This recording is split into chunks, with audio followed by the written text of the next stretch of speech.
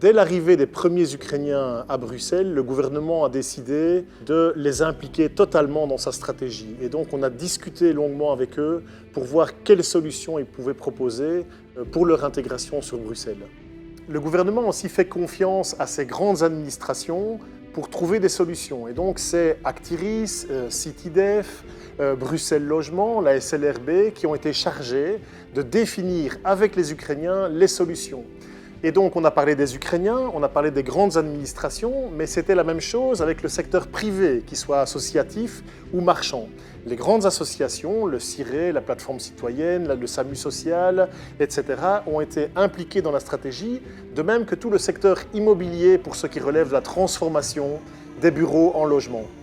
En mobilisant toutes les ressources des Ukrainiens, mais aussi les ressources bruxelloises, nous avions la garantie d'avoir un maximum d'opportunités pour relever ce challenge qui était réellement exceptionnel. Pour la mobilisation. Dans un premier temps, la fonction du HCR a été de structurer le dialogue des communautés réfugiées et ensuite d'en organiser les structures de représentation. Je parle ici du Comité des réfugiés et de l'Umbrella Refugee Committee. Ensuite, nous avons joué un rôle d'appui technique auprès des autorités belges afin de les guider dans l'approche communautaire façon HCR et ainsi leur permettre d'optimiser les ressources offertes par la communauté pour chaque activité d'intégration qui les concerne. Dans un troisième temps, il y a l'accompagnement quotidien des comités et aussi la coordination et le coaching des réfugiés. Ces derniers œuvrent au sein des groupes de travail Ukraine, établis par le gouvernement au niveau régional, ainsi que dans les communes. Dans ce modèle de coopération gouvernementale, la participation des réfugiés au traitement des questions opérationnelles est impressionnante.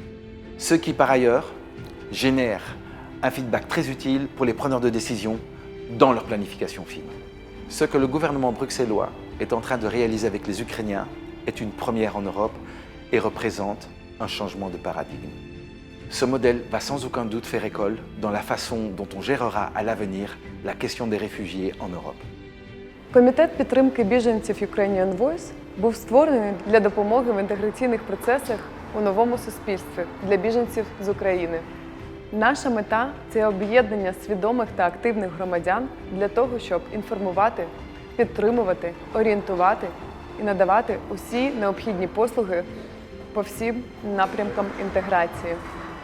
За підтримки Брюссельського столичного регіону в самому серці Брюсселю ми відкрили український ком'юніті-центр, де ми проводимо громадські інформаційні сесії, конференції, підтримку CPS та соціальних працівників, французькі та нідерландські мовні курси, а також дуже багато активностей для дітей та дорослих.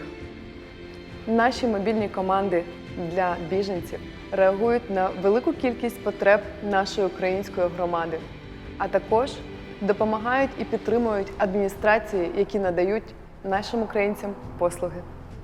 Успіх цього проєкту полягає в синергії, довірі та партнерстві між урядом Брюссельського столичного регіону, мешканцями Брюсселю та біженцями з України. Het inschakelen van onze Oekraïense medewerkers die in contact staan met hun gemeenschap behoort tot een van onze successtories. Enerzijds geven ze de informatie van allerhande maatregelen door, anderzijds krijgen we de input van de noden van hun gemeenschap. Door de opvang van de Oekraïense vluchtelingen hebben we interessante modellen ontwikkeld.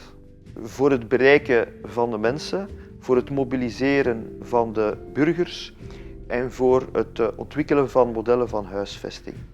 Hoe we deze modellen gaan aanpassen zodat ze van toepassing zijn op bredere groepen, dat wordt onze uitdaging.